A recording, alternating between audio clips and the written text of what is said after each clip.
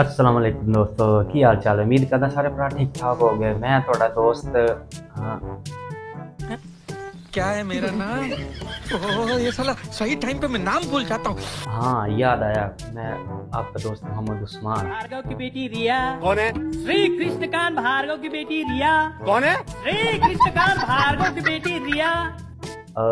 आज हम जो सीखेंगे वो सीखेंगे जी नेम ऑफ बॉडी। वो जो बचपन में हम सीखते आ रहे हैं वो वाले नहीं, ये ईयर नोज टीथ वाले नहीं, अलग से सीखेंगे, अलग से होंगे। नाम क्या है तेरा? बाबू भैया मेरा नाम है, तेरा नाम कैसे रखता है? तो चलो आज हम शुरू करते हैं। सबसे पहला जो हमारा पॉइंट होगा वो यहीं से शुरू होगा। वैसे तो इसे हम फोरहेड बोलते हैं ना, ये जो पॉइंट है सबसे पहले इसके बारे में हम बताएंगे कि इसको इंग्लिश में क्या कहते हैं। अभी मजा आएगा। ये जो आईब्रो के बिटवीन में है ना, इसको बोलते हैं हम ग्लेबेला। ग्लेबेला, इस पॉइंट को बोलते हैं ग्लेबेला। अब हमारा जो सेकंड पॉइंट है वो है हमारा ये यहाँ से, ਇਹਨੂੰ ਪੰਜਾਬੀ 'ਚ ਕਹਿੰਦੇ ਨੇ ਕੰਨ ਪੱਟੀ, ਇੰਗਲਿਸ਼ 'ਚ ਇਹਨੂੰ ਕਹਿੰਦੇ ਨੇ ਟੈਂਪਲ। ਟੈਂਪਲ ਉਹੀ ਜਿਹੜਾ ਹਿੰਦੂਆਂ ਦਾ ਮੰਦਿਰ ਹੈ, ਸੇਮ ਸਪੈਲਿੰਗ ਨੇ ਲੇਕਿਨ ਉਹਨੂੰ ਕਹਿੰਦੇ ਨੇ ਟੈਂਪਲ। ਇਹ ਪੁਆਇੰਟ ਕਹਿੰਦੇ ਨੇ ਟੈਂਪਲ। तेरा तो गेम बजाना पड़े। ਥਰਡ ਨੰਬਰ ਤੇ ਆਏਗਾ ਸਾਡਾ ਅਪਰ ਲਿਪ ਤੇ ਥੋੜਾ ਜਿਹਾ ਲਿਟਲ ਬਿਟ ਅਬਵ, ਇਸ ਚੀਜ਼ ਨੂੰ ਕਹਿੰਦੇ ਨੇ ਨੋਸਟ੍ਰਿਲ।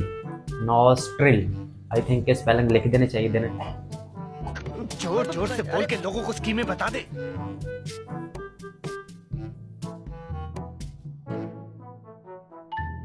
ਨੋਸਟ੍ਰਿਲ ਜਿਹਨੂੰ ਪੰਜਾਬੀ ਚ ਕਹਿੰਦੇ ਨੇ ਕਿ ਜਿਸ ਤਰ੍ਹਾਂ ਮੱਝ ਨੂੰ ਉਹ ਨੱਥ ਪਾਉਂਦੇ ਨੇ ਸੂਆ ਮਾਰ ਕੇ, ਉਹ ਚੀਜ਼ ਨੂੰ ਉਹਨੂੰ ਕਹਿੰਦੇ ਨੇ ਨੋਸਟ੍ਰਿਲ।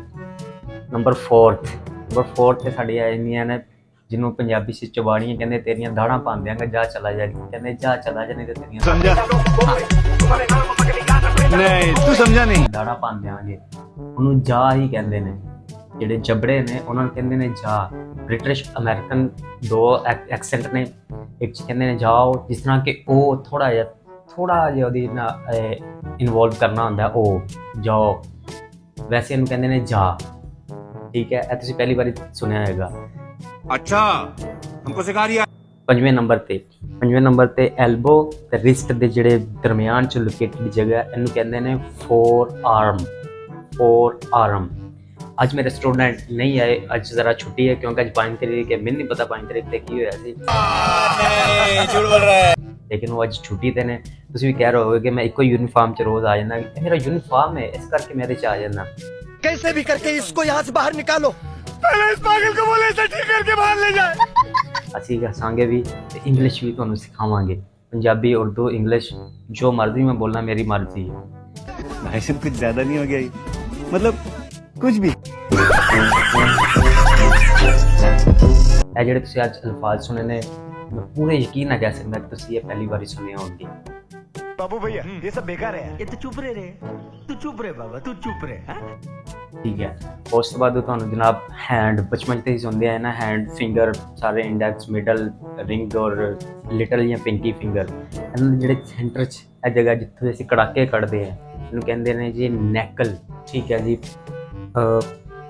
ਮੈਨੂੰ ਯਾਦ ਹੈ ਅੱਜ ਤੇ 4 ਤਰੀਕ ਹੈ, 5 ਤਰੀਕ ਤੇ ਹੈ ਹੀ ਨਹੀਂ। ਮੈਂ ਵੀ ਆਪਣੇ ਸਟੂਡੈਂਟਾਂ ਨੂੰ ਯਾਦ ਕਰਕੇ ਤੇ ਤਰੀਕ ਹੀ ਭੁੱਲ ਗਿਆ।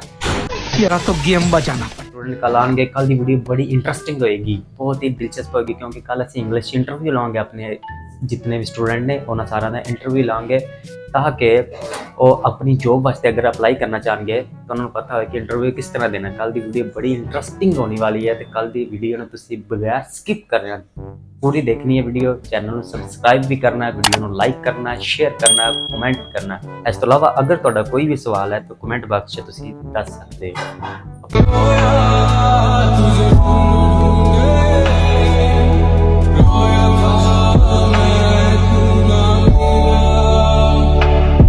अपना ख्याल रखियो। अल्लाह हाफिज।